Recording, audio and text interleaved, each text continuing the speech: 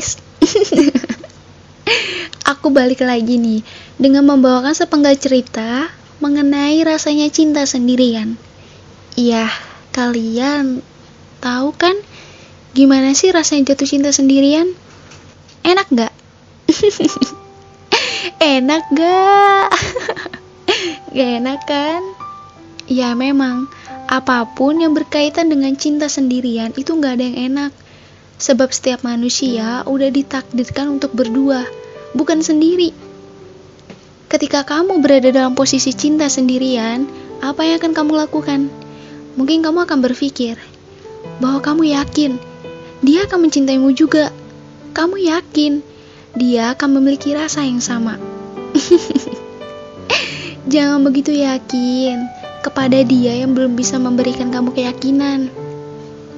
Sebab hati itu bisa berubah seiring berjalannya waktu. Bahkan yang ngomongnya setia aja, dia bisa pergi semaunya.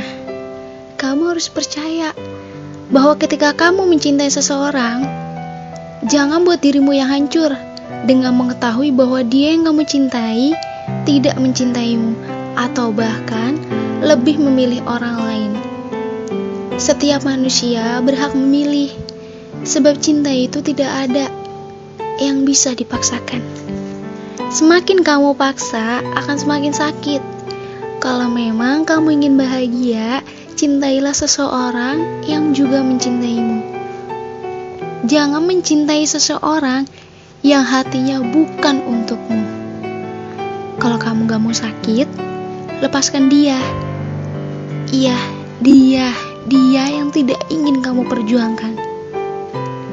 Namun, pertahankanlah dia yang ingin sama-sama berjuang.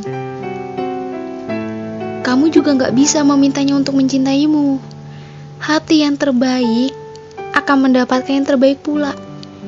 Dan yang terbaik datang di waktu yang tepat, bukan di waktu yang cepat.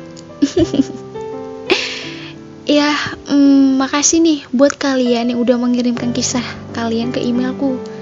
Dan aku akan pilih salah satu cerita yang menarik untuk aku bacakan. Aku dapat kiriman cerita dari Kusuma WRDM via Gmail. Dulu kita pernah deket banget, bercengkrama di setiap malam, saling berbagi cerita tentang bagaimana hari ini, memberi perhatian layaknya seorang yang spesial, dan diperlakukan seperti tuan putri di negeri dongeng. Hingga suatu hari, aku tersadar, aku punya perasaan lebih sama dia, tapi aku memilih bungkam. Karena beberapa hari setelah aku menyadari perasaanku, dia seolah-olah mempertegas bahwa kita hanya teman. Aneh bukan? Tetap saja aku memilih bungkam dan memendam semuanya karena menurut aku itu gak penting untuk aku bicarakan. Selagi aku dan dia masih bisa menghabiskan waktu bersama dan saling bertukar cerita, itu sudah cukup bagiku. Sampai suatu ketika, dia bersikap aneh. Ya awalnya sih aku selalu berpikir positif dengannya. Tapi kenapa semakin lama malah semakin menjadi. Dia bahkan hampir gak pernah lagi berbagi cerita. Begitu juga sebaliknya. Di setiap ceritaku dia hanya menanggapi dengan singkat, padat dan jelas. Tidak seperti biasanya. Bukannya aku ingin menuntut cerita dia, hanya saja aku merasa aneh dengan sikapnya. Dia tak pernah lagi menelponku sebelum tidur, hanya untuk mengungkapkan kekesalannya karena nyamuk atau suara anak kucing tetangga yang mengganggunya. It's so funny guys. Menelpon hanya untuk hal yang gak penting. It's fine, this is so funny. Dan akhirnya pada malam itu dia datang sambil bercerita dengan nada senang dan bersemangat. Ternyata dia datang sambil membawa cerita bahwa dia telah resmi berpacaran dengan seseorang yang ia sukai.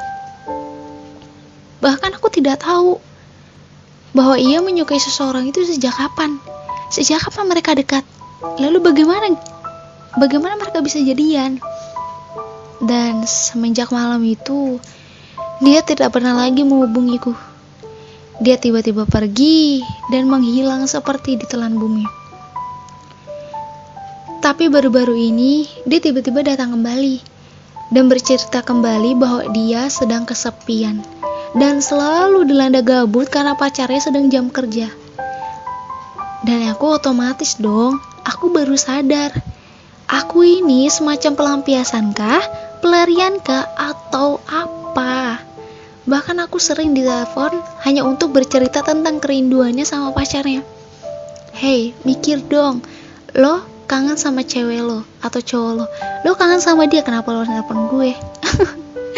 Padahal kan yang dikangen itu pacarnya, kenapa nelponnya ke orang lain? Sakit sih sebenarnya, cuma aku harus gimana kak? Gak direspon, akunya gak enak, karena bagaimanapun dia temanku. Tapi kalau merespon, akunya juga yang sakit. Oke, terima kasih buat Kusuma WRDN yang sudah mengirimkan sepenggal kisahnya. Jadi yang kamu alami itu adalah bagaimana kamu siap menerima keadaan ketika dia yang kamu cintai lebih memilih mencintai orang lain. Hati itu ada dua. Yang pertama, dicintai atau mencintai. Untuk kamu semua, termasuk Kusuma, posisi kamu saat ini berada dalam posisi tertekan. Bertahan sakit, pergi sulit. Kalian juga pasti pernah kan? Rasanya mencintai lalu tidak dicintai. Itu namanya cinta sendirian. Sakit, menahan dan terus bertahan dalam posisi ini. Perasaan manusia itu mudah berubah-ubah. Dia mungkin aja sekarang menyayangimu. Ya belum tentu besok dan seterusnya perasaan dia masih tetap sama. Terjebak cinta sendirian itu gak enak. Dimana kamu harus berjuang sendiri, sakit sendiri, cinta sendiri, semuanya sabar sendiri. Dan apapun yang sendiri itu memang tidak ada yang enak. Tapi aku salut sih sama kalian yang kuat dan mampu bertahan dalam posisi sulit seperti ini. Ya aku cuma berpesan, kalau mau berjuang, berjuanglah pada orang yang tepat. Kalau mau jatuh cintalah pada orang yang tepat pula. Jika dia yang kamu cintai pergi dengan yang lain atau bahkan lebih mencintai orang lain daripada kamu patut bersyukur. Sebab dia bukanlah yang ditakdirkan untukmu. Sebab dia bukanlah yang terbaik untukmu. Dan Allah udah menentukan pilihan untukmu. Dan mungkin bukan dia seseorang yang Allah kirimkan untukmu. Jangan memaksakan yang tidak bisa dipaksakan. Jangan membuat hatimu terus terluka. Sebab mencintai dia aja udah buat kamu terluka. Lalu bagaimana jika kamu memaksakan kehendakmu untuk memilikinya? Bukankah kebahagiaan akan didapat? Melainkan ini malah kesakitan yang akan dirasakan. Untuk kamu yang sedang berjuang dalam posisi mencintai sendirian, jangan bersedih. Sebab suatu saat kelak akan datang seseorang yang akan menjagamu dan bahkan enggan untuk menyakitimu. Tidak ada jodoh yang tertukar, hanya saja saingan yang di mana-mana. Namun yang terbaik tidak akan mendapatkan yang buruk, bahkan ia akan mendapatkan yang terbaik pula. Percayalah, bahkan semesta ingin kamu bahagia, tapi bukan bersama dia, namun bersama seseorang yang kelak bisa menyayangimu seperti halnya kamu menyayanginya. Ya, pesan gue buat podcast kali ini, jangan mencintai seseorang yang hatinya bukan milikmu, namun cintailah seseorang yang hatinya menginginkanmu. Quotes gue kali ini, jodoh terbaik akan datang di waktu yang tepat, bukan di waktu yang